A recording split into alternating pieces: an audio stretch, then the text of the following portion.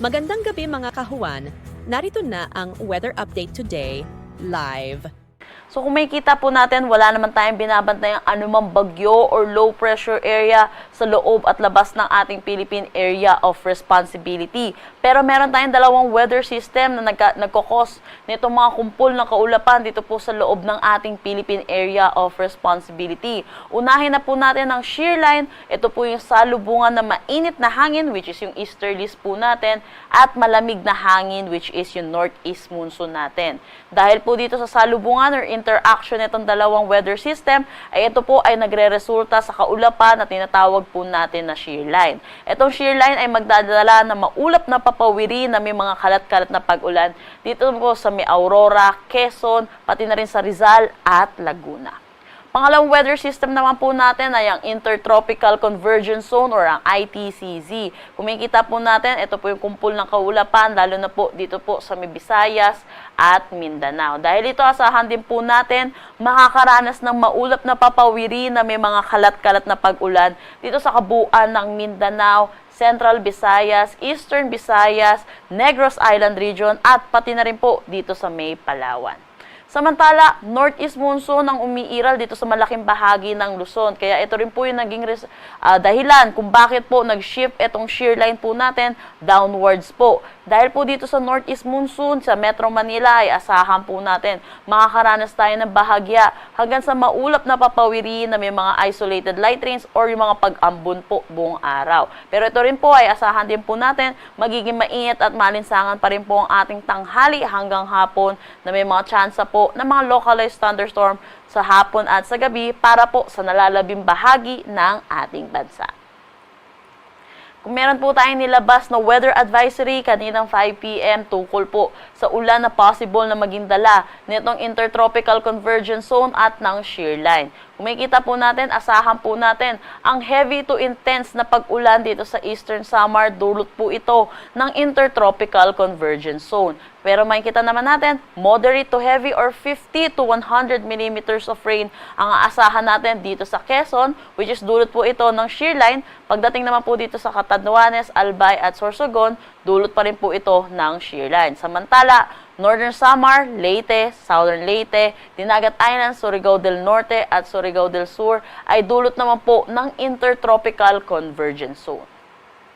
Para naman po tomorrow noon at Sunday noon ay asahan po natin heavy to intense or 100 to 200 millimeters of rain for Quezon at Camarines Norte. Para naman sa Aurora, Camarines Sur, Catanduanes, Albay, Sorsogon, Masbate, Northern Samar, Samar, Eastern Samar, Biliran at Leyte, asahan naman po natin ang moderate to heavy na pag-ulan. Dulot pa rin po ito ng shear line at ng Intertropical Convergence Zone.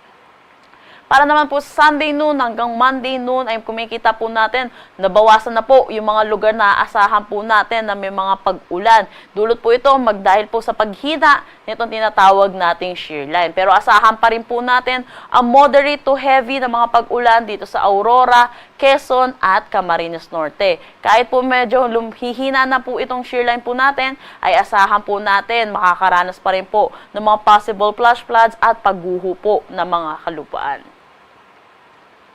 Dako tayo sa magiging panahon natin bukas dito sa Luzon. Kung makikita po natin, patuloy na iiral itong northeast monsoon sa atin at asahan po natin makakaranas sa malaking bahagi natin ng bahagya hanggang sa maulap na papawiri na may mga isolated light rains. Samantala, para naman sa eastern section netong Luzon, ay asahan pa rin po natin iiral ang shear line at ang Intertropical Convergence Zone, kaya asahan po natin ang makakaranas sila ng mga kalat-kalat na pag-ulan. Agwat ng temperatura for Metro Manila, 23 to 32 degrees Celsius. Lawag, 24 to 29 degrees Celsius. For Tugigaraw, 23 to 28 degrees Celsius. Baguio, 16 to 22 degrees Celsius. Tagaytay, 21 to 30 degrees Celsius. For Legazpi, ay asahan po natin 25 to 31 degrees Celsius. Kung makikita po natin, napapansin natin yung minimum temperature po natin ay bahagya na pong bumababa. Dulot po ito sa pagbugso nitong northeast monsoon. Kaya asahan po natin, makakaranas po tayo ng malamig na madaling araw. Pero pagdating po ng tanghali at hapon, magiging mainit at maalinsangan po ulit ang ating panahon. Para naman po dito sa may Visayas, Mindanao at Palawan, kung makikita natin, makakaranas po sila ng mga kalat-kalat na pag-ulan. Dulot po ito ng Intertropical Convergence Zone. Agwat ng temperatura for Calayan Islands at Puerto Princesa, 25 to 32 degrees Celsius. Iloilo, 26 to 32 degrees Celsius. Cebu, 26 to 32 degrees Celsius. For Tacloban, asahan natin na 25 to 30 degrees Celsius. Zamboanga at Davao, 25 to 32 degrees Celsius.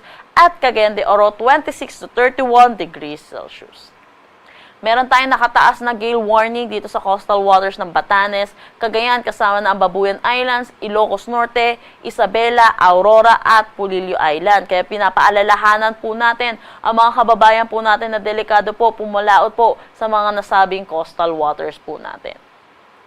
Ang sunset mamaya ay 5:25 p.m. at ang sunrise bukas ay 6:04 a.m.